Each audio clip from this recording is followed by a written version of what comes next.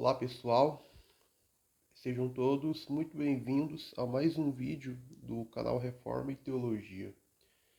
Desde já, peço que deixe seu like, compartilhe o vídeo com outras pessoas e se inscreva caso ainda não seja inscrito. Bom, meus irmãos, continuaremos a abordagem das questões últimas e nesse vídeo falaremos sobre a ética. Bem, assim como a epistemologia bíblica deriva necessariamente da metafísica bíblica, a soteriologia bíblica também se origina necessariamente da metafísica e epistemologia bíblicas.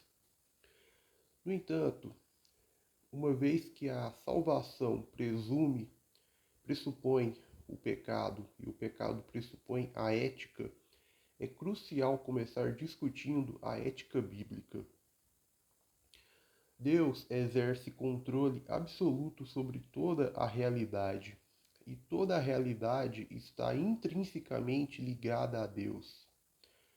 Como o homem é uma parte da criação divina e está inserido na realidade, a antropologia bíblica deve abordar a relação entre Deus e o homem, considerando que Deus é soberano sobre toda a sua criação, incluindo o homem. É ele quem estabelece a relação apropriada entre ele e o homem. Esse é o fundamento da ética bíblica. Os versículos 10 a 11 do prólogo de João afirmam: Ele estava presente no mundo, e o mundo foi feito por meio dele, mas o mundo não o reconheceu. Ele veio para o que era seu, mas os seus não o receberam. Uma tradução alternativa do versículo 11, oferecida por F.F. Bruce, é: Ele veio para o seu próprio lugar, e o seu próprio povo não o recebeu. Isso indica uma rejeição mais ampla de Cristo, enquanto o versículo 11 aborda especificamente a rejeição em Israel. Para os propósitos deste argumento, não consideraremos o versículo 11. A declaração de que o mundo foi feito por meio dele, verso 10, reafirma a doutrina da criação, um aspecto fundamental da metafísica bíblica, conforme estabelecido nos versículos 1 a 3. A palavra, que se tornou uma figura histórica no mundo, não foi reconhecida por este. Em vez de receber a adoração e o reconhecimento adequados como seu Criador, ele foi ignorado, rejeitado e, por fim, crucificado por aqueles que ele próprio havia criado. Isso revela a tendência dos seres humanos pecadores que, ao invés de obedecerem ao seu Criador, desconsideram seus mandamentos e perseguem aqueles que seguem a sua vontade. Quando o Criador ousou entrar no domínio humano na forma de um homem, eles estavam determinados a eliminá-lo. A visão cristã da metafísica implica, no âmbito ético, a obediência aos mandamentos do Criador. O versículo 10 sugere que o mundo deveria ter reconhecido a Cristo porque o mundo foi feito por meio dele. Ele era o responsável por sua criação e estava presente entre eles. No entanto, não recebeu o acolhimento que lhe era devido. Se estivessem conscientes de que o mundo foi feito por meio dele, certamente não teriam agido da maneira como agiram. A mente corrompida pelo pecado é cega, ingrata e irracional. O versículo demonstra que a relação entre o homem e Deus foi prejudicada pelo pecado. Muitas pessoas têm uma visão distorcida do pecado devido à influência da filosofia e psicologia seculares. Alguns afirmam nunca terem pecado de forma alguma. No entanto, isso é claramente falso, pois 1 João 1,8 declara: Se afirmarmos que estamos sem pecado, enganamo-nos a nós mesmos, e a verdade não está em nós. A Escritura define o pecado como uma violação da lei de Deus, sendo esta que estabelece o que é certo e errado. Romanos 3,20 afirma: pela lei vem o pleno conhecimento do pecado. E João escreve: todo aquele que pratica o pecado transgride a lei. De fato, o pecado é a transgressão da lei. 1 João 3,4. Desobedecer aos mandamentos de Deus é agir de forma moralmente errada, ou seja, pecar. Algumas pessoas acreditam que o Evangelho aboliu a lei moral, como os 10 mandamentos. No entanto, isso é uma doutrina falsa. Romanos 13:9 declara: os mandamentos: não adulterarás, não matarás, não furtarás, não cobiçarás, e qualquer outro mandamento, todos se resumem neste preceito: ame o seu próximo como a si mesmo. O mandamento para amar resume os mandamentos morais de Deus, não os substitui. Na verdade, o amor permanece indefinido até que os mandamentos morais específicos de Deus lhe deem significado. Assassinato e roubo continuam sendo pecados, e amar o próximo significa não cometer tais atos, pois é assim que os mandamentos morais de Deus definem o amor. Jesus não relaxa a definição de pecado, pelo contrário, ele reforça a rigorosidade dos mandamentos morais de Deus e desfaz as tradições humanas que desculpam as pessoas de obedecê-los. Marcos 7,13. Indo contra as tradições religiosas de sua época, ele esclarece o pleno significado dos mandamentos de Deus e enfatiza que uma pessoa transgride a lei moral mesmo ao ter pensamentos malignos. Ele declara: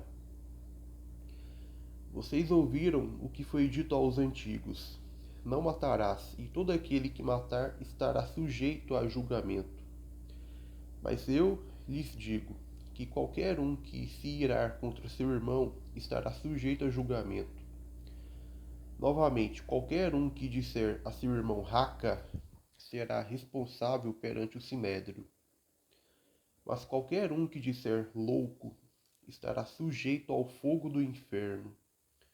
Vocês ouviram o que foi dito: não cometa adultério. Mas eu lhes digo que qualquer um que olhar para uma mulher com desejo impuro no coração já cometeu adultério com ela em seu coração. Mateus 5, 21-22, 27-28. É um equívoco pensar que Jesus revisa os mandamentos. Na realidade, ele está revelando o significado original e pretendido deles, em oposição às distorções das tradições humanas. Sempre foi o caso de Deus considerar os pensamentos malignos como pecaminosos. O Senhor viu que a maldade do homem era grande na terra e que toda a imaginação dos pensamentos de seu coração era só má continuamente. Gênesis 6:5. Abandone o ímpio o seu caminho, e o homem maligno os seus pensamentos. Volte-se ele para o Senhor, que terá misericórdia dele, e para o nosso Deus, que será amplamente misericordioso. Isaías 55:7.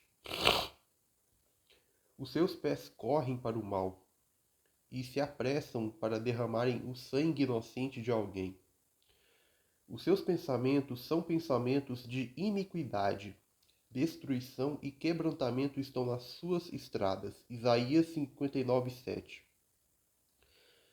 Jerusalém, lave a maldade de seu coração e seja salva. Até quando abrigarás maus pensamentos? Jeremias 4:14. Uma pessoa deve obedecer a Deus em seus motivos, pensamentos e ações. É pecaminoso até mesmo se preocupar com comida e roupas, pois Jesus diz que isso equivale a cometer os pecados de incredulidade e idolatria. Mateus 6, 24 ao 25, 30. Assim, exceto Jesus Cristo, ninguém está sem pecado. Hebreus 4,15.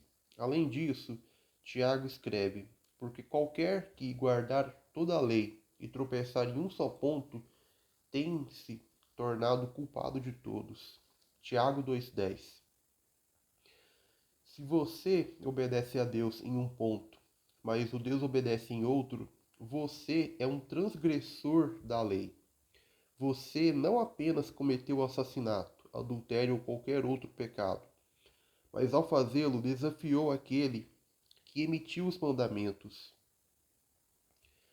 O Catecismo Maior de Westminster oferece uma excelente definição de pecado. A pergunta 24, o que é pecado? O que é pecado? Traz a resposta. Pecado é qualquer falta de conformidade com ou transgressão de qualquer lei de Deus dada como regra para a criatura racional. Qualquer transgressão ou desvio da lei moral de Deus por uma criatura racional é pecado. Agora, a lei de Deus não apenas proíbe o mal, mas exige que façamos o bem. Se alguém tiver recursos materiais e vendo seu irmão em necessidade, não se compadecer dele, como pode permanecer nele o amor de Deus? 1 João 3,17.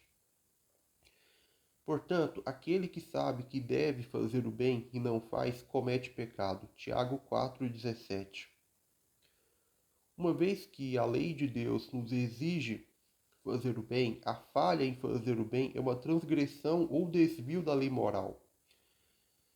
E, portanto, essa falha também é pecado. Adicione Mateus 5,48 a tudo isso, e o alto padrão moral que Deus exige fica evidente. Portanto, sejam perfeitos como perfeito é o Pai Celestial de vocês.